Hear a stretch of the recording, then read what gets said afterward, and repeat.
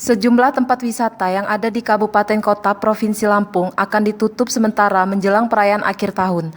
Pemerintah Provinsi Lampung melalui Kadis Pariwisata telah melakukan pertemuan dengan penyelenggara tempat wisata untuk membahas hal tersebut. Dari pertemuan itu, disepakati untuk menutup sementara destinasi wisata mulai dari tanggal 31 Desember 2020 hingga tanggal 2 Januari 2021. Penutupan objek wisata dilakukan untuk mengantisipasi adanya penyebaran kasus COVID-19. Sesuai dengan turunan Perda 3 2020 Pak Gubernur, kami penawaran mengambil kebijakan hasil daripada rapat gugus tugas menutup destinasi wisata mulai dari tanggal 31 hari Kamis sampai hari Sabtu. Tadinya hanya 1 hari, 31-nya saja, tanggal 1 sudah beroperasi. Tapi hasil daripada rapat tadi bersama Pak Wakapolda, Ibu Wagub, Pak Danrem, dan juga gugus tugas provinsi, kami dihimbau untuk memperpanjang masa penutupan destinasi wisata. Untuk sanksi kita sesuai dengan Perda 3 2020 pasal 92 terkait sanksi perorangan apabila tidak melakukan protokol kesehatan akan denda 1 juta dan juga sampai ada hukuman humanis di situ. Kalau dia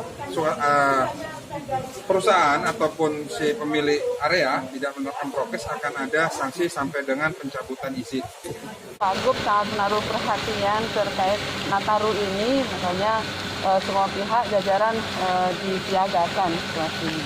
Oke, nggak ditutup tapi protokol kesehatannya diketati, terutama penyelenggara tempat wisata, tempat-tempat hiburan, termasuk juga tempat kuliner. Tempat wisata harus punya satgas khusus untuk melihat pelakuan protokol kesehatan tempat wisatanya, bikin tim gitu.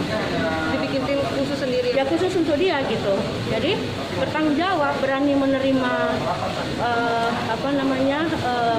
berani menerima tamu-tamu wisata, ya berani juga untuk melakukan protokol kesehatan, melihat gitu pelaksanaannya. Kan udah ada Perda nomor 3 tahun 2020 ya, sampai ada denda dari 1 juta sampai 5 juta.